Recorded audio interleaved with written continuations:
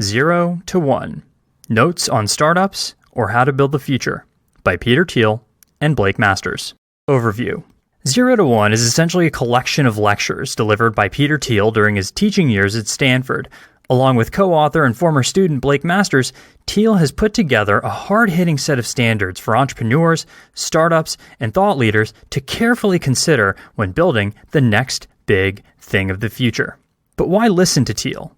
Well, Peter Thiel has played a role in partnering with, inspiring, and/or investing in some of the most successful technology entrepreneurs in the United States, and probably the world, including names such as Elon Musk, who founded SpaceX and co-founded Tesla Motors, Reid Hoffman, who co-founded LinkedIn, and himself, of course, Peter Thiel, in addition to the work he's done with these individuals, also founded PayPal and Palantir. Reading 0 to 1 is sort of like taking a peek into the mind of one of the most successful multi-billionaire investors alive today.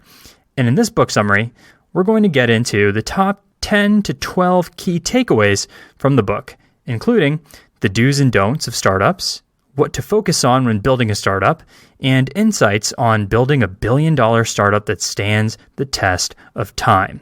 Are you ready? Let's get into it with big idea number 1, which is learn to go from 0 to 1. Quote, doing what we already know how to do takes the world from 1 to n, adding more of something familiar. But every time we create something new, we go from 0 to 1.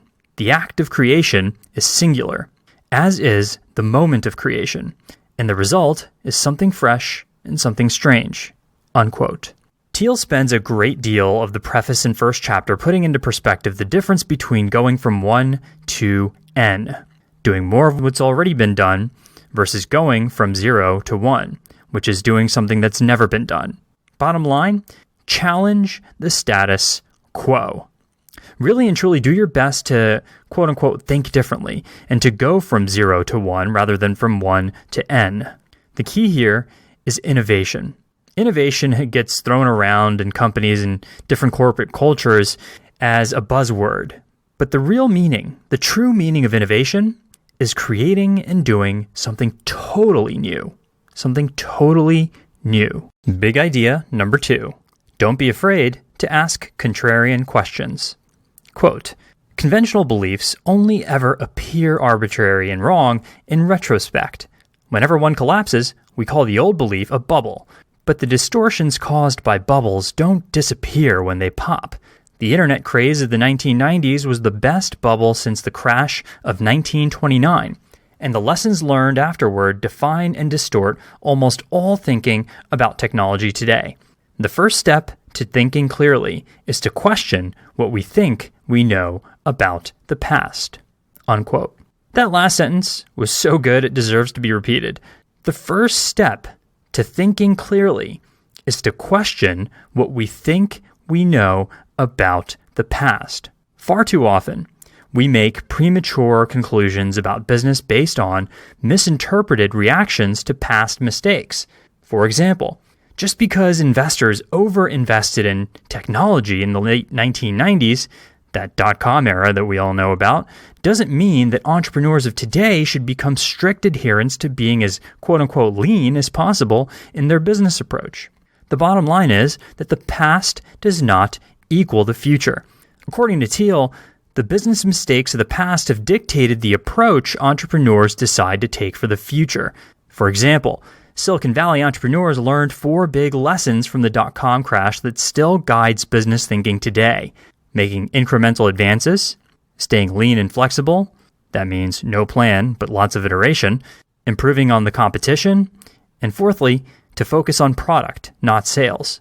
According to Thiel, the 4 lessons above were mistakenly accepted as dogma for the modern-day startup because of the mistakes of the past, proposing the opposite principles instead, saying that it is better to risk boldness than triviality, a bad plan is better than no plan, competitive markets destroy profits, and, of course, sales matter just as much as product. So the actionable insights from this big idea are as follows. Instead of doing the absolute opposite of something that didn't work in the past, think for yourself and formulate an informed hypothesis of whether it might work in your own particular situation. Next, constantly ask yourself when considering a new project or endeavor, what important truth do very few people agree with you on? Also keep in mind the business version of that same exact question. What valuable company is nobody building yet? Big idea number 3. Avoid competition.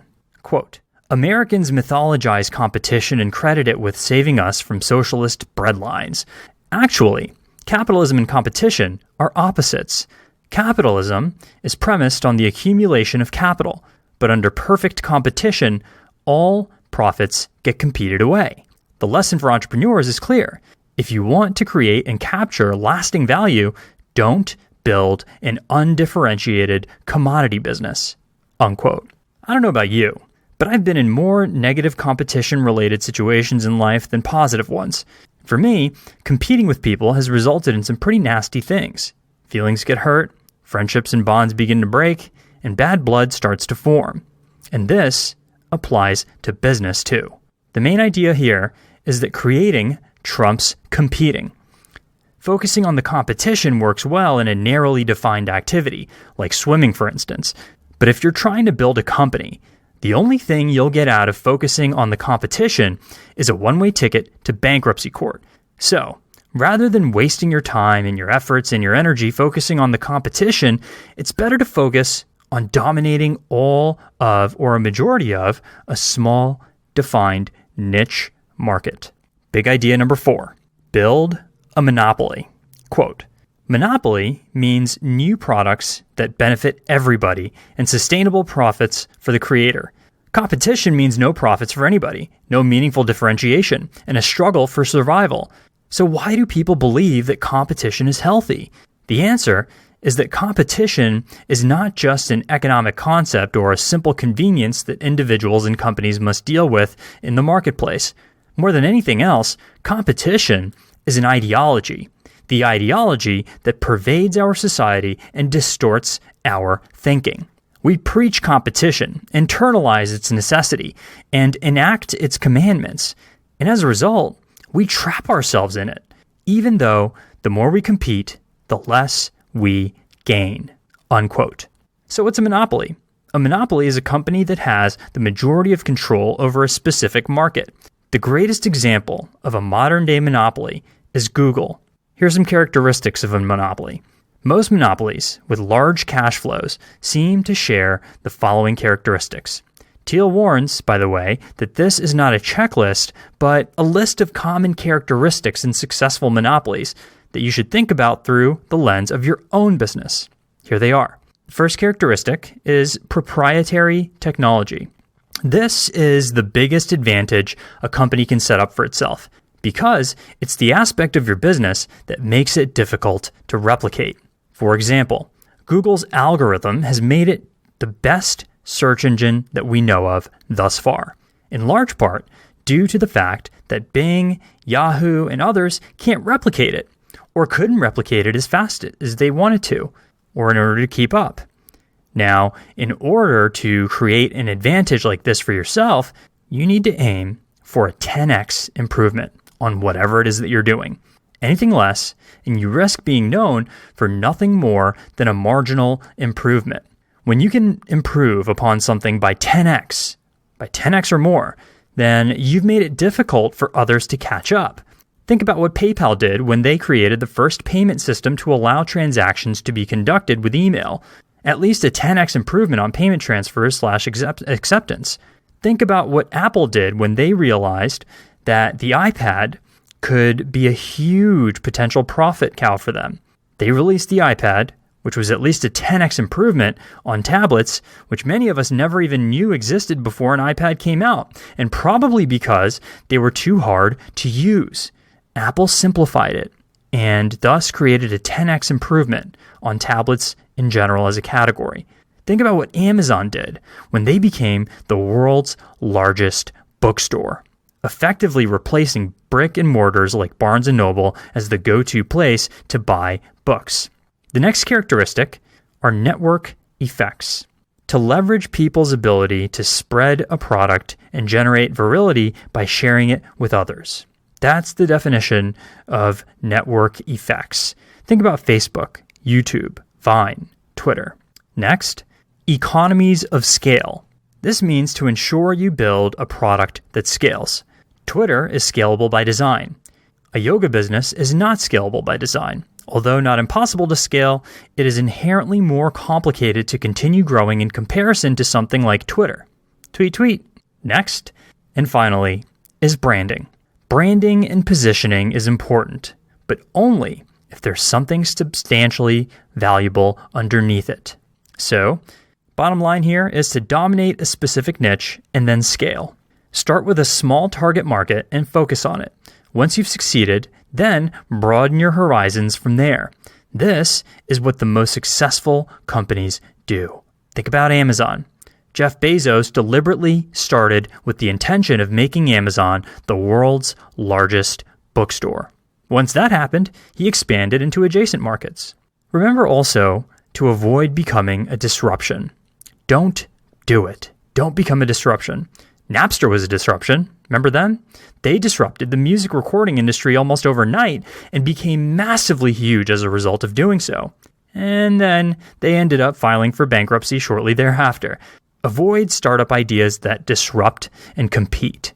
This sounds counterintuitive at first because many new businesses want to promote like crazy and let the competition know that there's a new sheriff in town.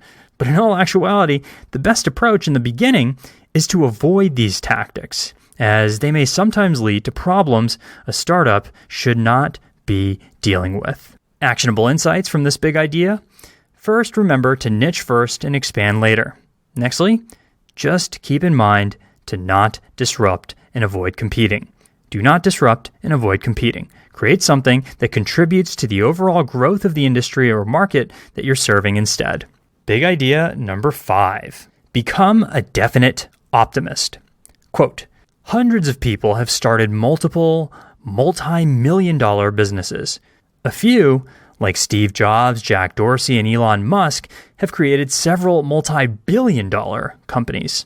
If success were mostly a matter of luck, these kinds of serial entrepreneurs probably wouldn't exist. In January 2013, Jack Dorsey, founder of Twitter and Square, tweeted to his 2 million followers, "Success is never accidental," unquote. Some folks say that successful people are lucky.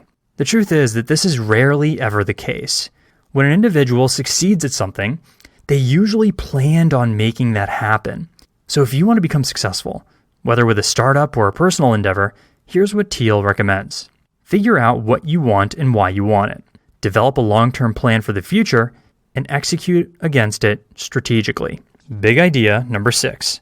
Leverage the power of exponential growth. Quote, "For whoever has will be given more, and they will have in abundance. Whoever does not have, even what they have will be taken from them." Unquote. Matthew chapter 25, verse 29. Albert Einstein supposedly made the same observation as the one I just mentioned from the Bible when he stated that compound interest was the 8th wonder of the world, or the greatest mathematical discovery of all time, or even the most powerful force in the universe. Supposedly, this quote from Einstein was actually misattributed, but no one's sure. But regardless of whether he said it or not, the power of exponential growth remains without a doubt one of the most powerful phenomena known to man and woman. So keep that in mind as you go about building your businesses and creating powerful forces of technology for the future. Exponential growth is a very, very powerful force. Big idea number 7. Follow the power law. Quote, "Power law distributions are so big that they hide in plain sight." For example, when most people outside Silicon Valley think of venture capital, they might picture a small and quirky coterie like ABC's Shark Tank, only without commercials. After all, less than 1% of new businesses started each year in the US receive venture funding. In total, VC investment accounts for less than 0.2% of GDP. But the results of those investments disproportionately propel the entire economy. Venture-backed companies create 11% of all private sector jobs. They generate annual revenues equivalent to an astounding 21% of GDP. Indeed, the dozen largest tech companies were all venture-backed. Together, those 12 companies are worth more than $2 trillion, more than all other tech companies combined, unquote. The power law tells us essentially what Pareto's principle tells us.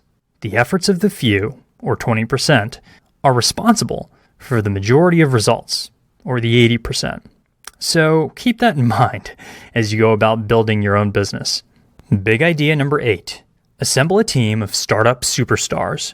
Quote, "The first team that I built has become known in Silicon Valley as the PayPal Mafia because so many of my former colleagues have gone on to help each other start and invest in successful tech companies. We sold PayPal to eBay for $1.5 billion in 2002.